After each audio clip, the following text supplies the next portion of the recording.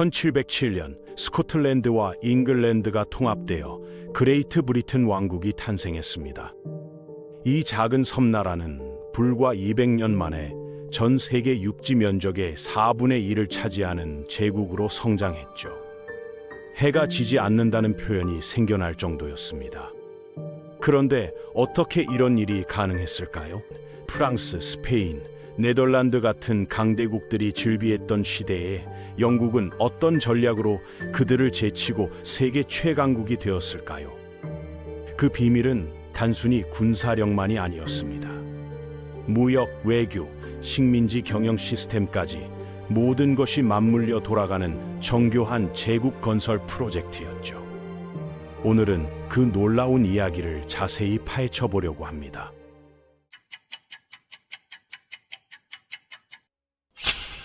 1600년대 초반 잉글랜드 왕국은 아직 유럽의 변방 국가에 불과했습니다. 스페인과 포르투갈이 신대륙의 금과 은을 실어 나르며 막강한 부를 축적하고 있을 때였죠. 엘리자베스 1세 여왕은 이 흐름에서 뒤처질 수 없다고 판단했습니다. 1585년 북미 로어노크 섬에 첫 식민지를 건설하려는 시도가 있었어요. 하지만 이 군사 전초기지는 1586년 철수했습니다. 1587년 두 번째 시도에서는 더 큰 비극이 일어났죠. 존 화이트 총독이 보급품을 구하러 영국으로 돌아갔다가 3년 후 다시 왔을 때 117명의 식민지 주민들이 모두 흔적도 없이 사라져버린 거예요. 그들이 어디로 갔는지, 무슨 일을 겪었는지 아무도 알 수 없었습니다. 실종된 식민지라는 이름으로 역사에 기록될 만큼 미스터리한 사건이었죠.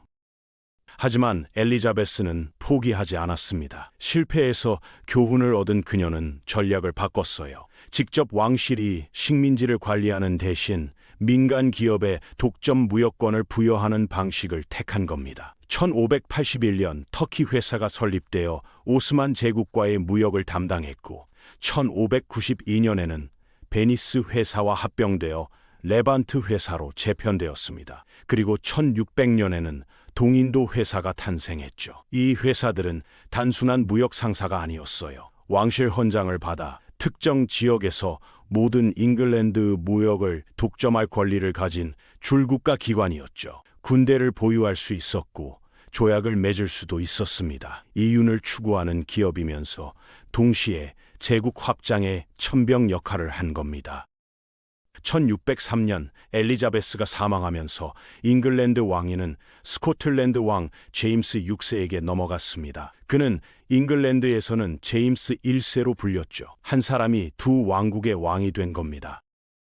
하지만 두 나라는 여전히 별개의 독립국가로 남아 있었어요. 각자의 의회가 있었고 법 체계도 달랐습니다. 제임스는 전임자의 식민지 정책을 이어받아 더욱 체계화했습니다. 그는 세 가지 유형의 식민지 구조를 만들었어요. 첫 번째는 왕실 직할 식민지였습니다. 왕이 임명한 총독이 현지를 다스리고 지역 의회가 자문 역할을 맡았죠. 두 번째는 헌장 식민지로 법인 헌장에 따라 운영되며 식민지 주민들에게 상당한 자치권이 주어졌습니다. 세 번째는 소유 식민지였어요. 주식회사나 개인이 소유하고 경영하는 형태였죠. 이들은 주주들에게 이윤을 돌려줘야 했기 때문에 철저히 상업적으로 운영됐습니다. 소유주는 대개 본국에 머물렀고 현지 총독을 임명해서 실무를 맡겼어요. 시간이 지나면서 이런 소유 식민지는 관리가 어려워졌고 대부분 왕실 직할로 전환됐습니다. 제임스 시대에 중요하지만 자주 간과되는 사건이 하나 있었습니다. 바로 얼스터 농장 프로젝트였어요. 아일랜드 북부 지역에 스코틀랜드와 잉글랜드의 개신교 정착민들을 조직적으로 이주시킨 거죠. 이것은 단순한 이민이 아니었습니다. 토지를 분배하고 도시를 건설하고 행정 체계를 갖춘 완전한 식민지 건설 프로젝트였어요. 이 모델은 나중에 북미와 카리브해 식민지 개척의 청사진이 됐습니다. 얼스터 농장 지도자들 중 상당수가 1600년대 내내 신대륙 식민지 건설에 참여했죠. 1600년대 중반부터 잉글랜드는 북미와 카리브해에서 식민지를 확장해 나갔습니다. 일부는 완전히 새로운 정착지였고 일부는 경쟁국에게서 빼앗은 땅이었어요. 1665년 네덜란드로부터 뉴암스테르담을 점령하고 이름을 뉴욕으로 바꾼 게 대표적인 예입니다. 아프리카와 동인도에서는 무역소와 요새를 건설했죠. 1660년 왕립 아프리카 회사가 설립되면서 대서양 노예 무역이 본격화됐습니다. 잔혹하지만 막대한 수익을 안겨주는 사업이었어요. 아프리카에서 잡아온 노예들을 카리브해 농장에 팔고 그곳에서 생산된 설탕과 담배를 유럽으로 가져오는 삼각 무역이 확립된 겁니다. 스코틀랜드도 자체 식민지를 건설하려 했습니다. 하지만 잉글랜드와 달리 거의 모든 시도가 실패로 끝났어요. 노바스코샤, 케이프 브레튼, 캐롤라이나 식민지는 몇 년을 버티지 못하고 버려졌습니다. 가장 비극적인 실패는 1698년 다리엔 계획이었죠. 파나마 지협에 식민지를 건설해서 대서양과 태평양을 잇는 육로 무역로를 장악하겠다는 야심찬 프로젝트였습니다. 스코틀랜드 국부의 거의 5분의 1에 해당하는 자본이 투입됐어요. 온 국민이 이 사업에 돈을 댔습니다.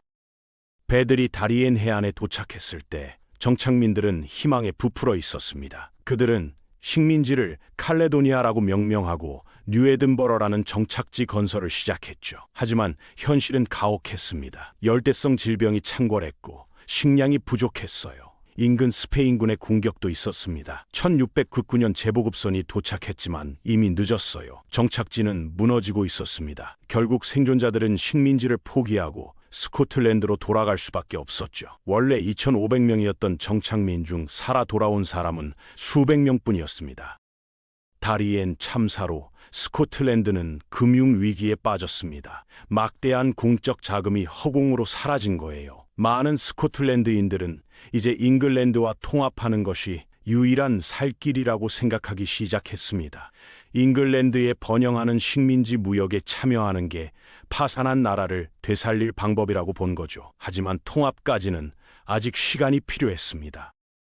1688년 명예혁명이 영국 제도의 정치 지형을 완전히 바꿔놓았습니다. 가톨릭 신자인 제임스 2세가 폐위되고 그의 개신교 신자 딸 메리와 네덜란드 출신 남편 윌리엄이 공동 왕위에 올랐어요. 윌리엄은 잉글랜드와 스코틀랜드에서 각각 윌리엄 3세로 불렸습니다. 잉글랜드에서는 개신교도만 왕위를 계승할 수 있다는 법이 통과됐지만 이 법은 스코틀랜드에 적용되지 않았어요. 이것이 문제가 됐습니다. 두 나라가 같은 왕을 모시고 있지만 왕위 계승 규칙이 달랐던 거죠. 미래에 서로 다른 왕을 섬길 수도 있다는 뜻이었습니다.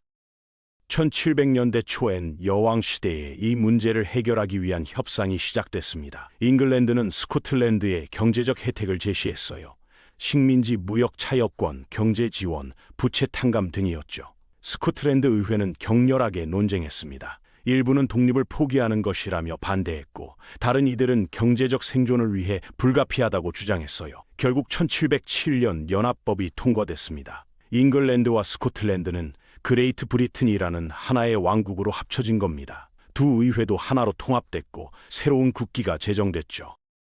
통합된 그레이트 브리튼은 곧바로 유럽 대륙의 전쟁에 휘말렸습니다. 스페인 왕위 계승 전쟁이었어요. 스페인 왕이 후계자 없이 사망하면서 프랑스와 오스트리아가 왕위를 놓고 다퉜죠. 영국은 오스트리아 편에 섰습니다. 프랑스가 스페인까지 장악하면 유럽의 세력 균형이 완전히 무너질 거라고 판단했기 때문이에요. 전쟁은 유럽뿐 아니라 식민지에서도 벌어졌습니다. 북미와 카리브해에서 영구앙스 식민지가 충돌했죠. 1714년 전쟁은 영국과 동맹국의 승리로 끝났습니다. 평화조약에서 영국은 막대한 이익을 얻었어요. 북미의 뉴펀들랜드와 아카디아, 지중해의 전략적 거점인 지브롤터와 메노르카가 영국령이 됐습니다. 특히 지브롤터는 지중해 입구를 통제하는 핵심 요충지였죠. 이 작은 바위 요새는 지금까지도 영국이 보유하고 있습니다.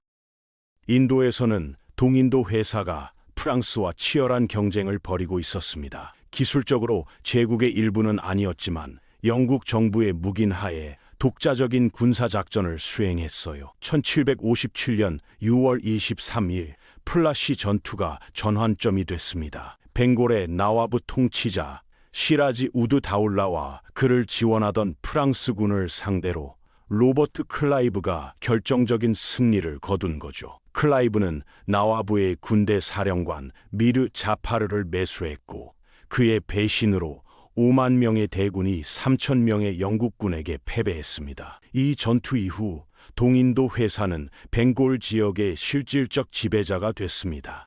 회사는 막대한 세수를 거두게 됐고 이 자금으로 더 많은 군대를 고용해 영토를 확장했어요. 동인도 회사의 확장 방식은 독특했습니다. 직접 통치하는 영토도 있었지만 대부분은 현지 통치자를 그대로 두고 뒤에서 조종하는 방식이었어요. 회사의 사병들이 각 왕국에 주둔하면서 통치자들을 압박했습니다. 명목상으로는 독립국이었지만 실제로는 회사의 꼭두각시였죠. 이런 간접 통치 방식은 비용을 절감하면서도 효과적으로 지배력을 행사할 수 있었습니다.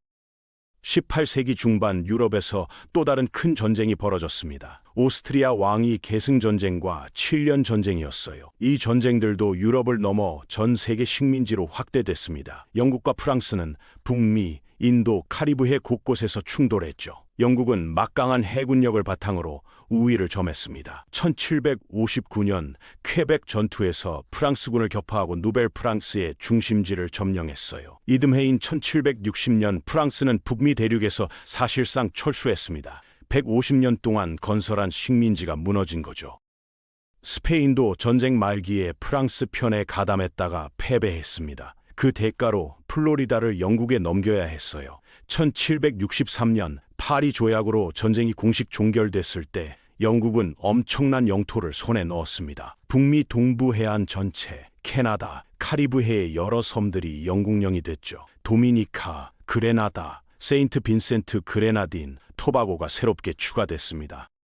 이제 영국은 명실상부한 세계 최강 식민지 제국이 됐습니다. 스페인과 포르투갈의 시대는 끝났고 프랑스도 크게 약화됐어요. 영국의 힘은 두 가지 기둥 위에 세워져 있었습니다. 첫째는 압도적인 해군력이었어요. 대영 제국 해군은 세계 어느 해역에서든 우위를 점했습니다. 프랑스와 스페인 해군을 합쳐도 영국을 당해낼 수 없었죠. 둘째는 방해받지 않는 해상 무역이었습니다. 영국 상선들이 전 세계를 누비며 상품을 실어 날랐어요. 항구를 통과하는 물품에 부과되는 세금만으로도 막대한 수입이 생겼습니다. 하지만 이런 번영 속에 문제의 씨앗이 자라고 있었습니다. 북미 식민지들이 본국의 통제에 불만을 품기 시작한 거예요. 영국 정부는 식민지를 주권 영토로 간주했지만 본국 시민들과 동등한 권리는 주지 않았습니다. 특히 세금 문제가 심각했어요. 1760년대부터 의회는 식민지에 각종 세금을 부과했습니다. 인지세, 차세, 설탕세 등이었죠. 문제는 식민지 주민들에게 의회 대표권이 없다는 점이었습니다. 식민지 주민들은 이것을 영국인으로서 권리를 침해당하는 것으로 받아들였습니다. 대표 없이 과세 없다는 구호가 퍼져나갔어요. 보스턴에서는 창자를 바다에 던져버리는 사건이 벌어졌죠. 영국 정부는 강경하게 대응했습니다. 보스턴 항구를 폐쇄하고 군대를 파견했어요. 긴장이 고조되면서 1775년 렉싱턴에서 첫 총성이 울렸습니다. 혁명이 시작된 겁니다. 1776년 식민지 대표들이 모여 독립을 선언했습니다. 그들은 새로운 나라를 세웠어요. 아메리카 합중국이라는 이름으로요. 영국은 반란을 진압하기 위해 대규모 군대를 보냈습니다. 하지만 전쟁은 예상보다 길어졌어요. 식민지 민병대는 지형을 잘 알았고 게릴라 전술을 구사했습니다. 게다가 프랑스와 스페인이 독립군을 지원하기 시작했죠. 영국에 복수할 기회라고 본 겁니다. 8년간의 전쟁 끝에 영국은 패배를 인정할 수밖에 없었습니다. 1783년 파리 조약으로 미국의 독립이 공식 인정됐어요. 대영 제국은 가장 중요한 식민지 중 하나를 잃었습니다. 이것은 큰 충격이었죠. 하지만 영국은 빠르게 방향을 전환했습니다. 미국을 잃었다면 다른 곳에서 보충하면 된다는 논리였어요.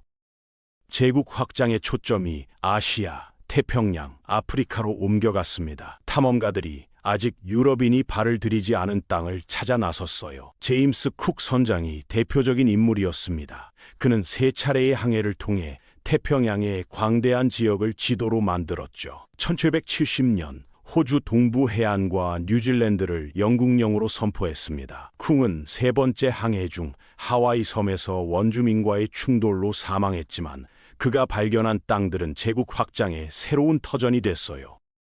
호주는 특별한 용도로 개발됐습니다. 죄수들을 보내는 유배지였던 거죠. 미국 독립 전에는 범죄자들을 북미로 이송했는데 그 길이 막히자 대안이 필요했습니다. 1788년 첫 번째 죄수 선단이 뉴사우스 웨일스에 도착했어요. 약 1000명의 죄수와 그들을 감시할 간수, 군인들이었습니다. 이들은 시드니 코브에 정착지를 세웠죠.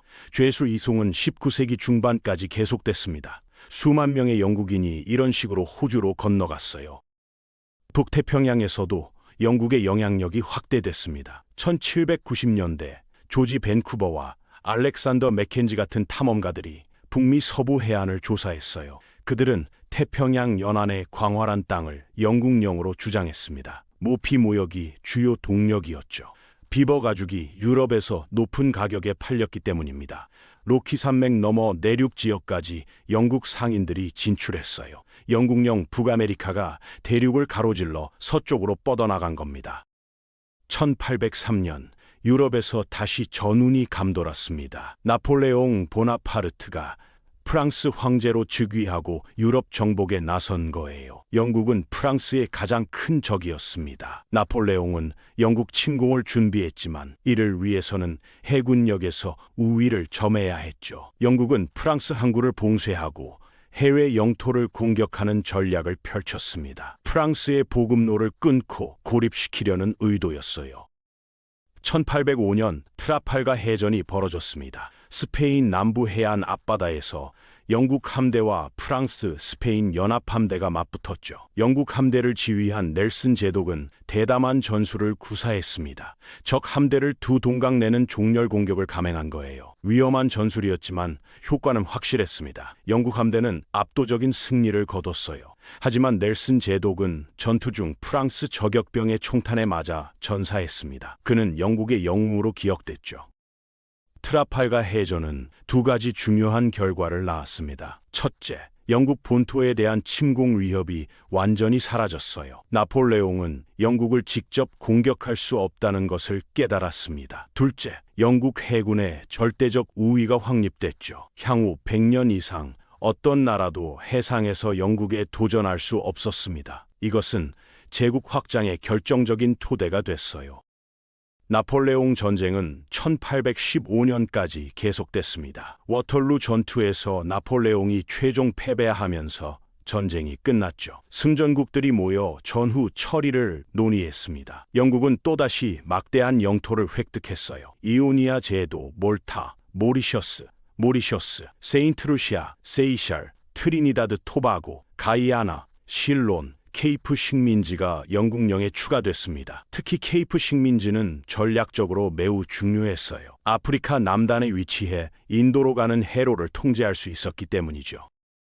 카리브해 식민지들은 경제적으로 큰 가치가 있었습니다. 사탕수수 농장이 즐비했거든요. 설탕은 당시 가장 수익성 높은 상품 중 하나였어요. 하지만 이 농장들은 전적으로 노예 노동에 의존했습니다. 수백 년 동안 영국은 노예 무역으로 막대한 이익을 얻었죠. 그런데 18세기 말부터 분위기가 바뀌기 시작했습니다. 산업혁명이 경제 구조를 변화시켰어요. 상인과 자본가들은 이제 식민지의 노예 노동 생산물에 의존할 필요가 줄어들었습니다. 영국 본토의 공장에서 더 효율적으로 상품을 만들 수 있었거든요. 동시에 도덕적 반대 운동도 거세졌습니다.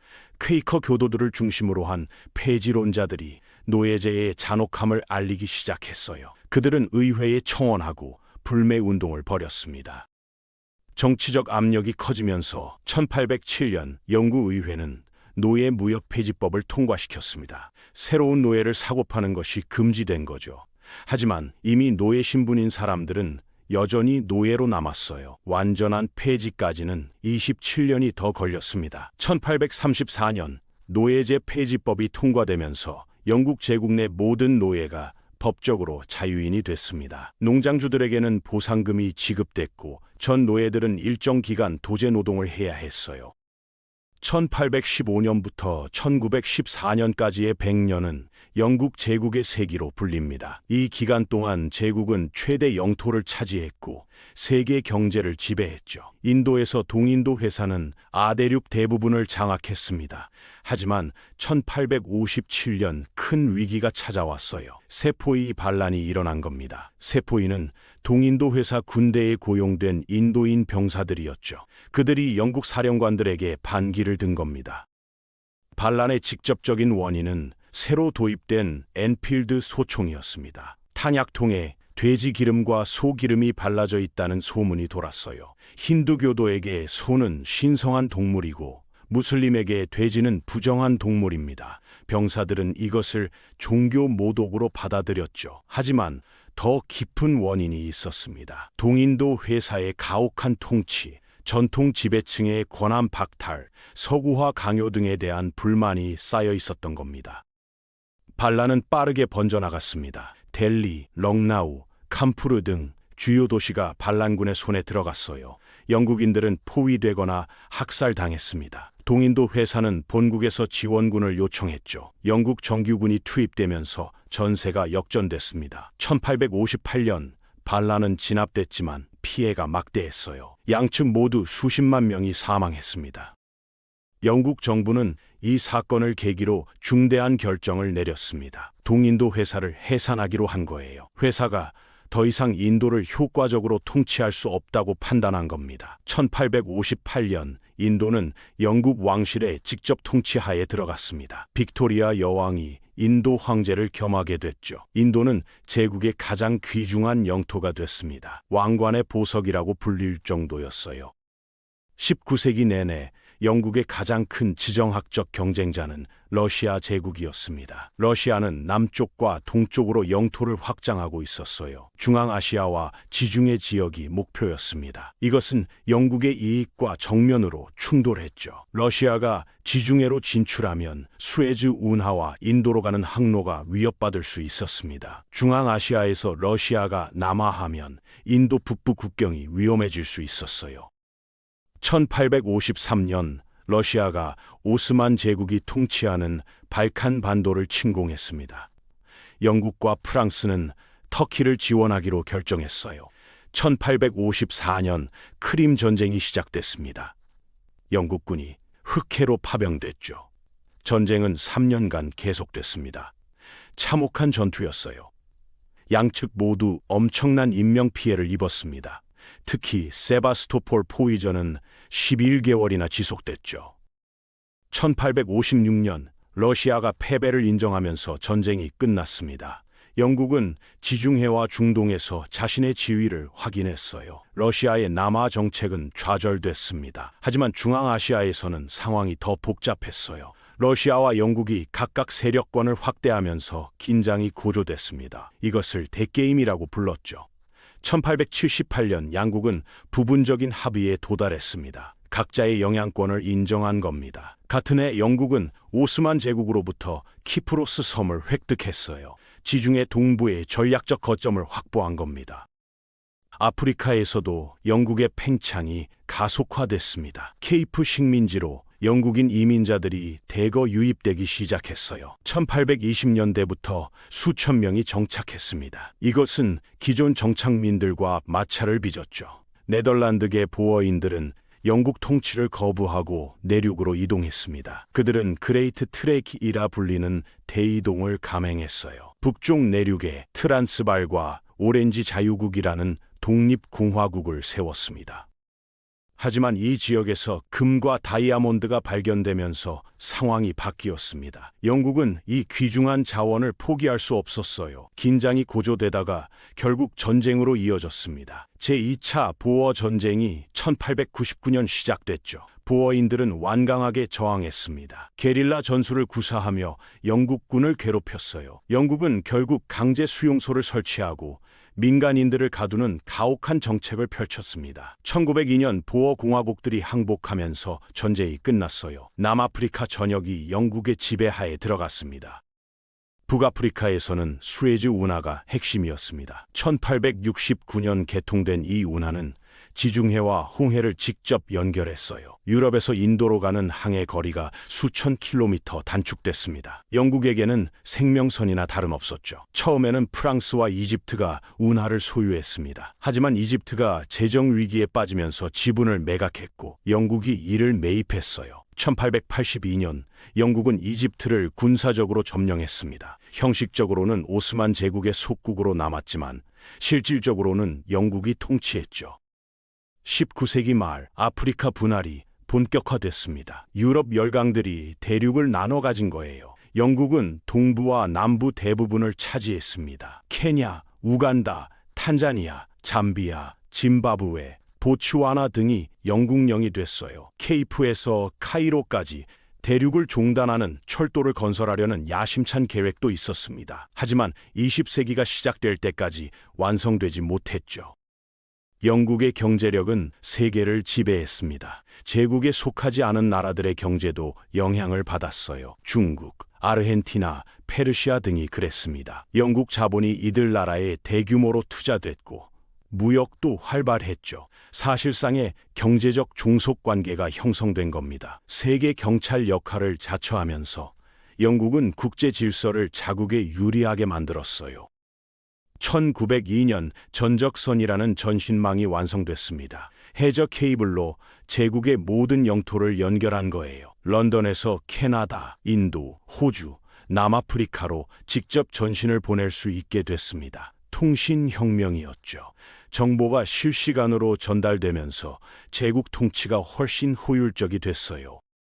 백인이 다수인 자치령들은 점점 더 많은 자치권을 요구했습니다. 캐나다가 선두주자였어요. 1867년 연방을 구성하고 내정에 대한 완전한 자치권을 얻었습니다. 외교와 국방만 본국이 관장했죠. 호주와 뉴질랜드도 1900년에 비슷한 지위를 획득했습니다. 이들은 자치령이라 불렸어요. 제국의 일원이지만 높은 수준의 독립성을 가진 나라들이었습니다. 아일랜드도 자치를 원했습니다. 하지만 영국 의회는 번번이 거부했어요. 아일랜드 자치가 제국의 결속을 약화시킬 거라고 봤기 때문입니다. 여러 차례 자치 법안이 제출됐지만 모두 부결됐죠. 아일랜드인들의 불만은 점점 커졌습니다. 이것은 20세기 초 큰 문제로 불거질 조짐을 보였어요. 1914년 제1차 세계대전이 발발하면서 제국은 새로운 시험대에 올랐습니다. 독일이 유럽 지배를 노리고 나선 거예요. 영국은 프랑스, 러시아와 동맹을 맺고 전쟁에 참여했습니다. 제국 전역에서 지원이 쏟아졌어요. 캐나다, 호주, 뉴질랜드, 인도에서 250만 명이 넘는 병력이 참전했습니다. 그들은 유럽, 중동, 아프리카 전선에서 싸웠죠. 수많은 제국 신민들이 왕과 조국을 위해 목숨을 바쳤습니다. 전쟁은 4년간 계속됐습니다. 1918년 독일과 오스만 제국이 항복하면서 끝났어요. 영국은 승전국이 됐지만 대가가 컸습니다. 거의 100만 명에 가까운 영국인이 전사했고 경제는 피폐해졌죠. 전쟁 비용을 충당하기 위해 막대한 부채를 졌습니다. 더 이상 압도적인 경제 강국이 아니었어요. 미국이 새로운 경제 대국으로 부상했습니다. 그래도 영토는 더 넓어졌습니다. 패전국들의 식민지가 국제연맹 위임 통치령 형태로 영국에 넘어왔어요. 중동의 팔레스타인, 요르단, 이라크, 아프리카의 탄자니아, 태평양의 여러 섬들이 추가됐습니다. 1921년 대영 제국은 역사상 최대 영토를 보유하게 됐죠. 하지만 이것이 정점이자 동시에 쇠퇴의 시작이었습니다. 같은 해 아일랜드가 독립전쟁 끝에 자유국을 선포했습니다. 북부 6개 주만 영국에 남았어요. 이것은 제국 해체의 시작을 알리는 신호탄이었습니다. 다른 식민지들도 언제 독립할 수 있을지 묻기 시작했죠. 인도에서는 독립운동이 본격화됐습니다. 마하트마 간디가 비폭력 불복종 운동을 이끌었어요. 영국은 점점 더 식민지를 유지하기 어려워졌습니다. 경제적으로도 부담이었고 도덕적으로도 정당화하기 힘들었죠. 하지만 제2차 세계대전이 발발하면서 독립 논의는 잠시 중단됐습니다. 1939년 나치 독일이 폴란드를 침공하면서 전쟁이 시작됐어요. 영국은 다시 한번 제국의 지원에 의존했습니다. 하지만 이번 전쟁은 달랐습니다. 영국 본토가 직접 폭격을 받았고 제국의 자원은 한계에 달했어요. 전쟁이 끝났을 때 승리는 했지만 영국은 완전히 지쳐 있었습니다. 막대한 부채를 떠안았고 더 이상 세계를 지배할 힘이 남아있지 않았죠. 1947년 인도가 독립하면서 제국의 심장이 무너졌습니다. 이후 수십 년에 걸쳐 아프리카, 카리브해, 태평양의 식민지들이 하나둘 독립해 나갔어요. 해가 지지 않던 제국은 역사의 뒤안길로 사라졌습니다. 작은 섬나라에서 시작해 세계를 호령했던 250년, 대영 제국의 이야기는 야망과 전략, 착취와 저항, 그리고 결국 모든 제국이 맞이하는 종말의 역사였습니다. 오늘 영상이 도움이 되셨다면 구독과 좋아요 부탁드립니다. 감사합니다.